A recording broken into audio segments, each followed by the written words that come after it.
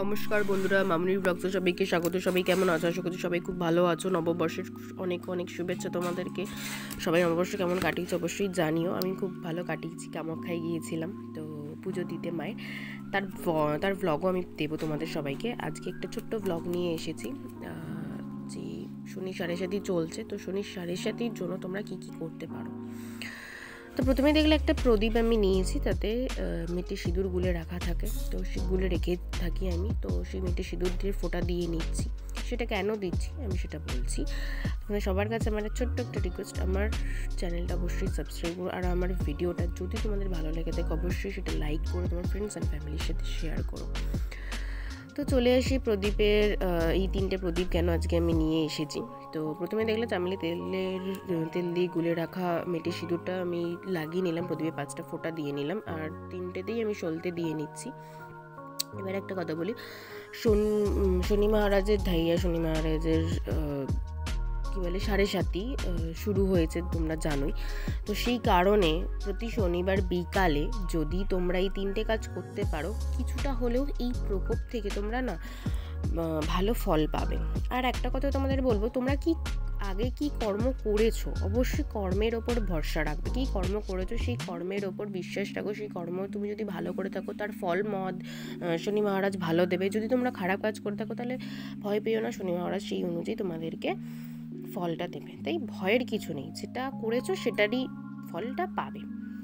এখানে একটা কথা বলে রাখি, আমি হনুমানজিকে এই প্রদীপটা দিয়ে থাকি মঙ্গলবার করে আর শনিবার করে দিই। প্রতি শনিবার মঙ্গলবার করে চামেলি তেল দিয়ে ফোঁটা দিয়ে নিই। চামেলি তেল গুলে সাথে মেটে সিঁদুরের সাথে গুলে ফোঁটাটা দিয়ে নিয়েছি। তারপরে হচ্ছে এতে অল্প একটু কর্পূর দিয়ে নিচ্ছি, সলতেতে দিয়ে নিয়ে ওই প্রদীপটি আমি হনুমানজিকে দেখাবো। চামেলি তেলটা দেখতে পাচ্ছ, চামেলি তেল যে কোনো দশকর্মা ভাণ্ডারে তোমরা পেয়ে যাবে। আর বাকি যে দুটো প্রদীপ দেখতে পাচ্ছ সেই প্রদীপ দুটো সর্ষের তেল দিয়ে জ্বালাবে। এবার এখানে একটা কথা বলি, অনেকে যদি বলো যে আমার বিকেলে অফিসে থাকবো, আমি করতে পারবো না, তো অফিস থেকে যখন ফিরবে তখনও করতে পারো। বা যদি তোমাদের মনে হয় যে না আমি সকালবেলা করব, সেটাও করতে পারো। কারণ সবার তো সময় সমান নয়, যে যেরকমভাবে কমফোর্টেবল সে সেইভাবে করো। কিন্তু যদি তোমরা ঠিকঠাক ফল পেতে তাহলে চেষ্টা করবে বিকেলেই 3টে প্রদীপ জ্বালানোর। তো একটা শনি মহারাজের জন্য শনিদেবের মন্দিরে গিয়ে জ্বালাবে, একটা হনুমানজিকে দেবে, আর একটা প্রদীপ যেটা দেখতে পাচ্ছ সেটা শুধু সরষে তেল দিয়ে অশ্বত্থ গাছের গোড়ায় জ্বালাবে। আর তোমার নাম গোত্র বলে, তোমার যদি কোনো খারাপ কিছু হয়ে থাকে বা কোনো কিছু বাধা বিপত্তি তুমি দূর করতে চাও সেটা বলবে, বলে 3বার ঘুরিয়ে ওখানে রেখে দেবে। এই হচ্ছে অশ্বত্থ গাছের গোড়ায় তোমায় দিতে হবে। হনুমানজির কাছে দিতে হবে সেটাও বলে দিলাম। আর শনি মহারাজের কাছে অবশ্যই যাদের সাড়ে সাতি চলছে, শনি সাড়ে সাতি চলছে, শনি ধাইয়া চলছে, তারাও এই কাজটা সেমভাবেই করতে পারো। আর অবশ্যই কালো তিল দেবে শনি মহারাজের প্রদীপের জন্য। যে প্রদীপটা তোমরা রেডি করবে শনিদেবের জন্য, সেই প্রদীপে অবশ্যই কালো তিল দেবে, আর সর্ষের তেল দেবে।